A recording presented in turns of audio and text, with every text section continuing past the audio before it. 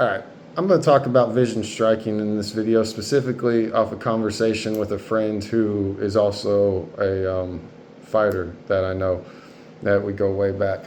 So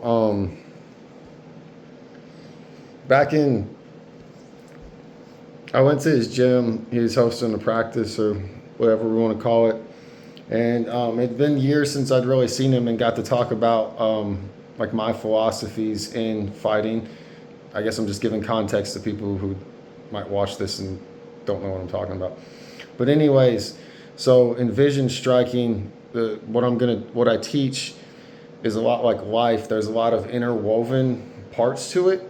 So something that's happened like in my fight journey is I got to meet Merab when he was the pound for pound #1 fighter in the world in the UFC rankings and probably Tapology as well. And when I did, I got to get confirmation on some things that I do with fighting.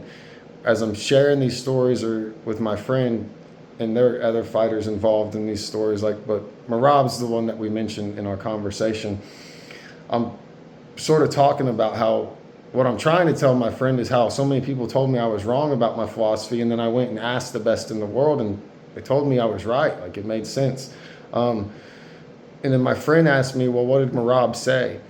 And I get what my friend is attempting to do. He's trying to understand what the greatest in the world is doing so that he could do it in his fight journey. And that's a very logical idea in the sense, but it's not going to work in the sense of trying to get that out of me. So the best thing I can do is kind of try to just explain my vision striking. And I guess now we have a basis of knowing there's legitimacy behind it. But this was built off of legitimate stuff. Like Firas Zahabi is one of the fundamental influences in my philosophies.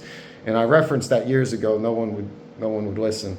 But also Firas he still does live streams. He was on today doing an Ask Me Anything. So something I guess I want to share off the beginning is this fighter. I didn't say this to him, but I wanted to. I think I did in a roundabout way, but this fighter has accomplished a lot in the sport, specifically in the competition area is what I'm speaking to. And what I hope he can really understand is how much of this he did on his own.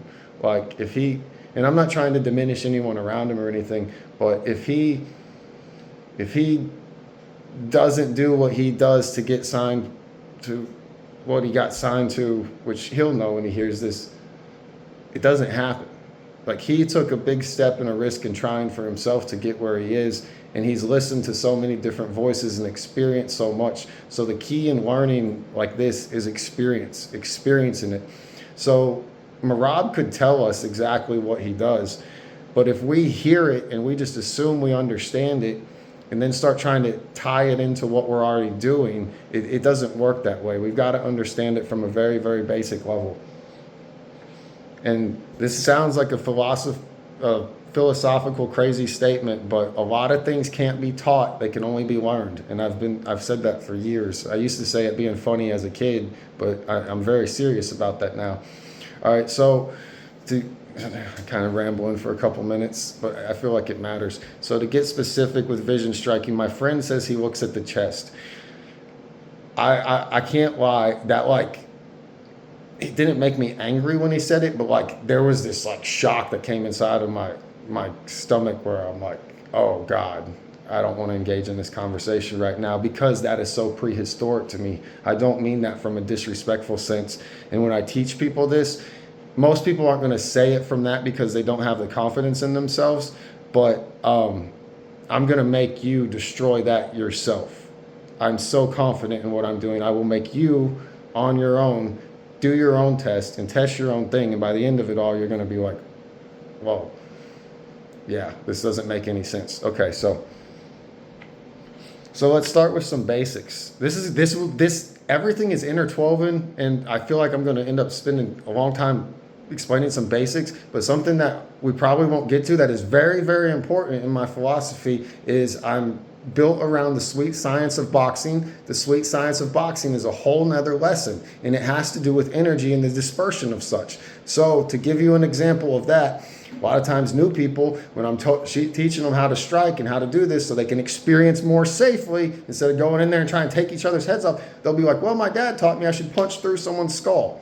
Well, okay, that's fucking stupid. You're going to break your fucking hand. And if you go look at strikes and you do the math, you're probably going to miss more strikes than you're going to land. So you're going to be way out of position when you miss, and your hand's going to be way past there. Now, this fighter, since there was some gaps in our time of training, he's not doing that punch through people shit. He might word it in a way he is. I don't know what he would explain him doing. I'm not trying to speak for him. But that's why I'm comfortable going forward into the vision for this fighter, is he's not punching through people, so I can at least know he has an understanding of position, and if he doesn't, hopefully these words I just said help him. All right, let's get into vision. Let's talk about some basics in vision.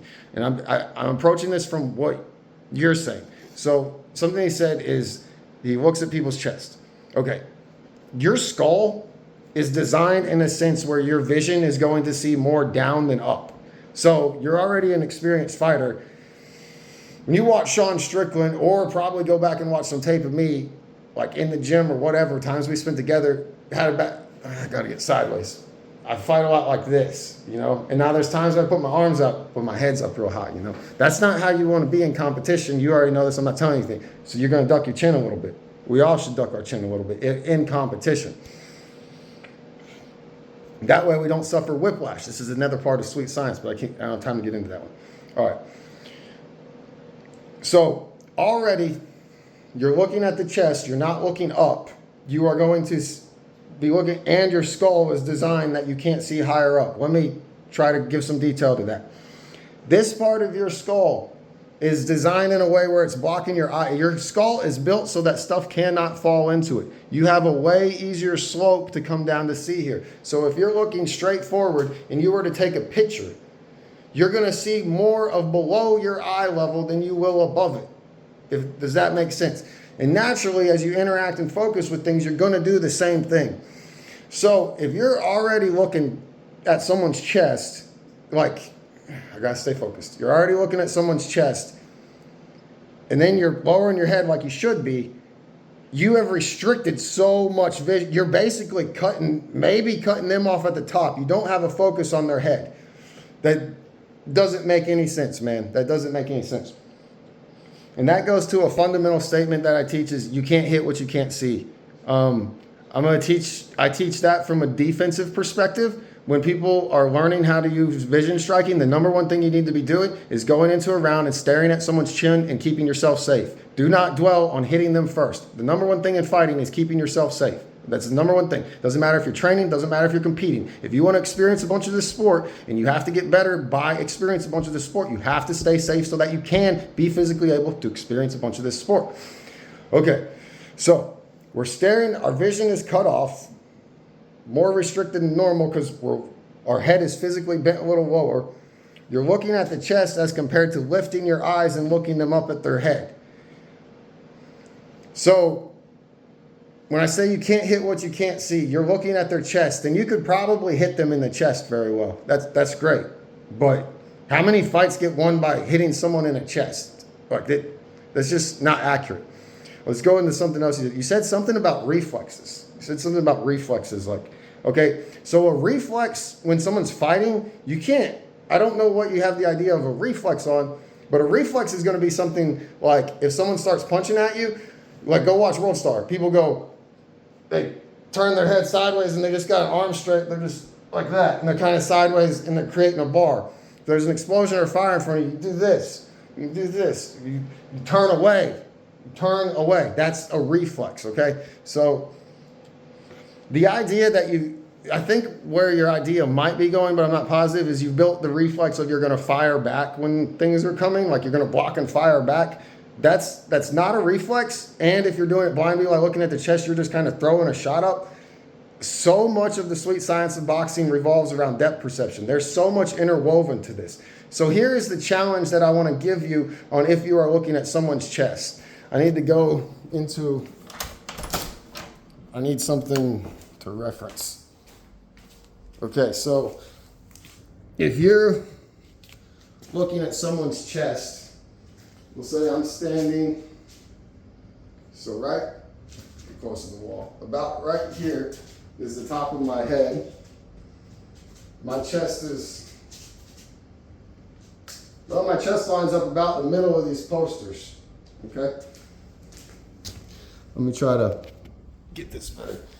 So my head is up here and my chest is right here. The top of my head. Now I understand my face is gonna occupy, you know, like this amount of space, but you're saying you're looking right here. So what you're telling me in a scientific sense is you can more accurately hit something because I'm placing my basis on, I wanna hit the head, specifically the chin.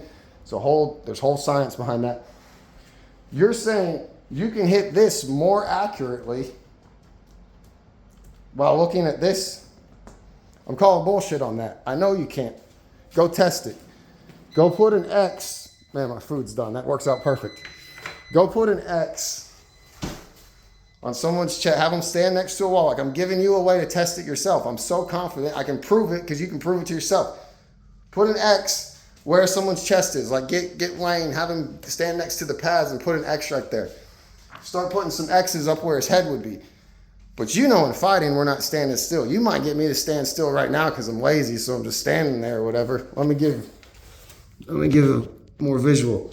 Like right now when I'm training, other than maybe 1 or 2 rounds when I feel good and I'm first getting going, yeah, I'm probably flat-footed, just standing there. But when we're fighting, everything's in motion. You're in motion and I'm in motion. So not only are you saying that you can accurately hit that, you're saying you can accurately time its location in a 3-dimensional world. So my head isn't just right here.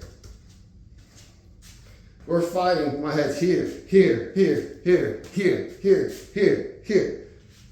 You cannot. And what, did you see where my chest was going as I did all that? You're gonna try to follow my chest and play 3-dimensional with it.